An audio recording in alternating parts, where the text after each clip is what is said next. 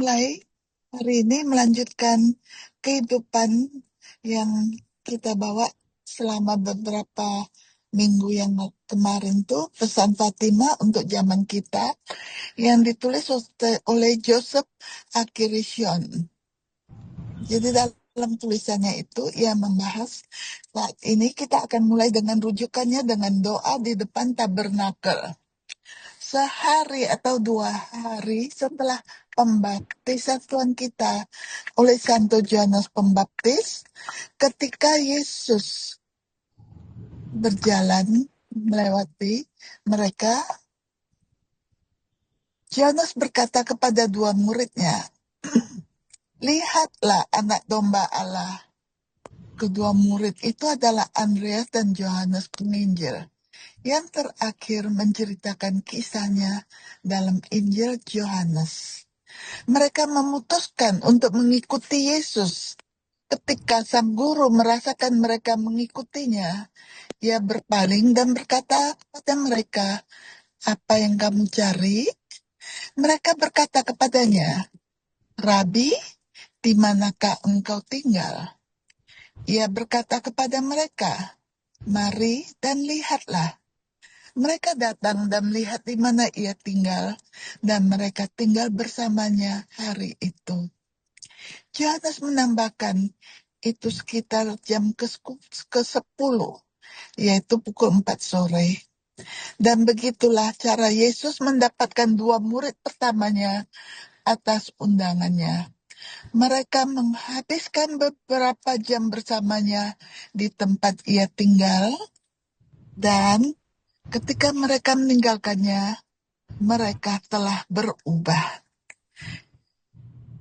Jangan menunggu untuk memberitahu orang lain tentang dia. Di antara orang-orang yang dicari Andreas adalah saudaranya Simon. "Kami telah menemukan Mesias," katanya, "dan telah membawanya kepada Yesus."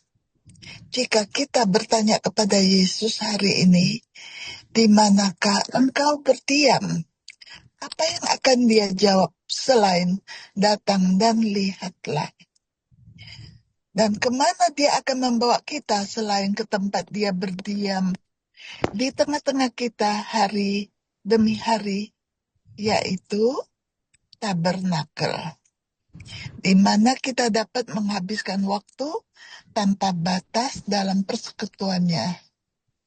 Di mana lagi kita dapat bertobat kepadanya sedemikian rupa, sehingga dorongan pertama kita adalah untuk memberitahu orang lain tentang dia. Di mana lagi panggilan ditemukan, kemuritan ditegakkan, dan semangat misionaris dinyalakan?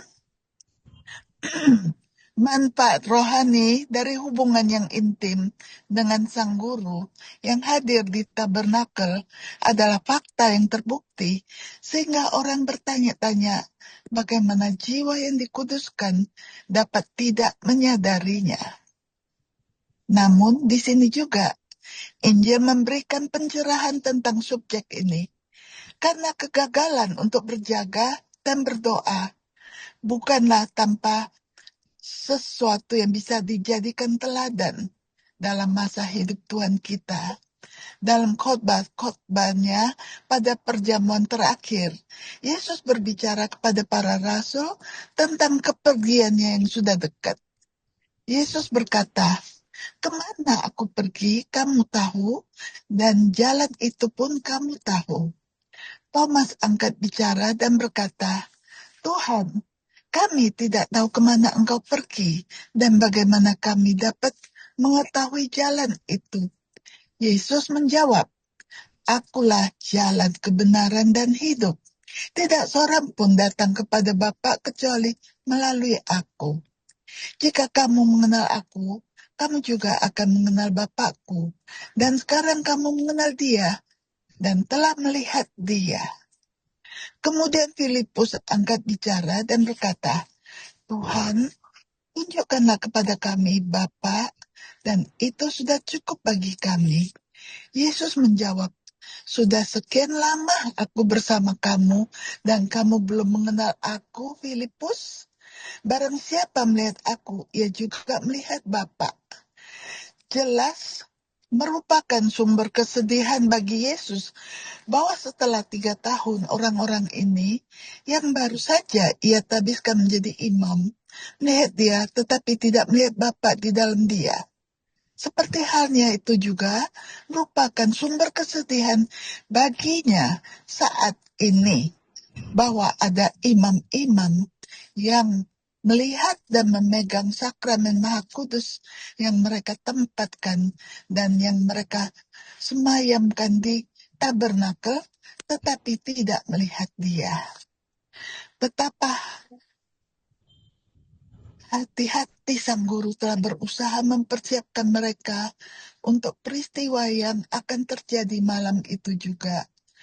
Akulah roti hidup, katanya di sinagoga Kapernaum, sehari setelah penggandaan roti dan ikan. Barang siapa makan roti ini, ia hidup selama-lamanya. Tetapi roti yang akan kuberikan adalah dagingku untuk hidup di dunia ini.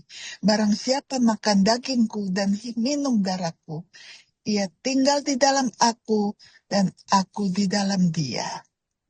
Ke-12 murid semuanya telah mendengar perkataan ini karena mereka tidak pernah bisa melupakan krisis yang ditimbulkannya di antara pengikutnya.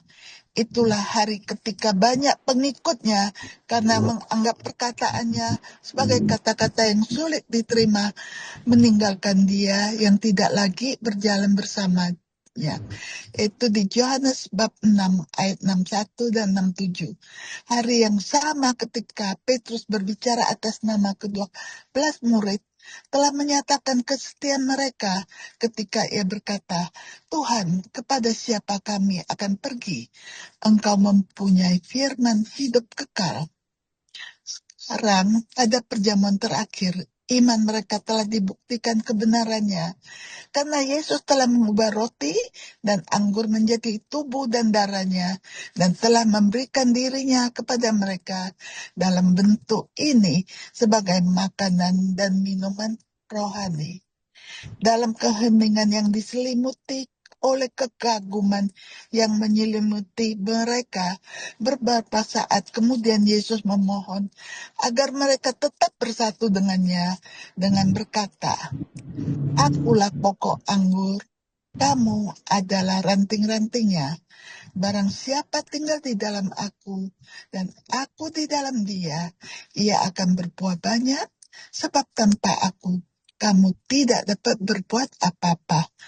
Saat sang guru terus berbicara, pada suatu titik mereka tampak mulai memahami apa yang ingin dia tunjukkan kepada mereka, karena mereka berkata, Lihatlah sekarang, engkau berbicara dengan jelas dan tidak mengucapkan perumpamaan. Sekarang kami tahu bahwa engkau mengetahui segala sesuatu dan tidak perlu ada yang bertanya kepadamu, karena alasan ini lah kami percaya bahwa engkau datang dari Allah. Tetapi Yesus tidak terbuai oleh kata-kata ini dalam optimisme palsu.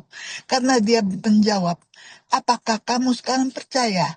Lihatlah, saatnya akan datang dan telah tiba bagi kamu untuk bercerai-berai masing-masing ke rumahnya sendiri dan meninggalkan aku seorang diri. Para rasul bermaksud baik, tetapi seperti Petrus yang sebelumnya pada malam itu telah berjanji untuk mengorbankan nyawanya untuk sang guru.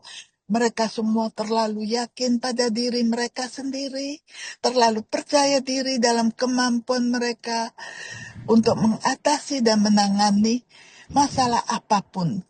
Tidak mengherankan kemudian ketika kemudian di Getsemani Yesus memperingatkan mereka untuk berdoa agar mereka tidak masuk ke dalam godaan.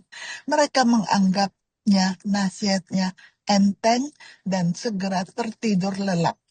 Bahkan ketika ia kembali kepada mereka dan menegur mereka, katanya, tidak bisakah kalian berjaga 1 jam bersamaku? Kita selesai dulu sampai hari ini. Besok kita sambung kembali. Terima kasih.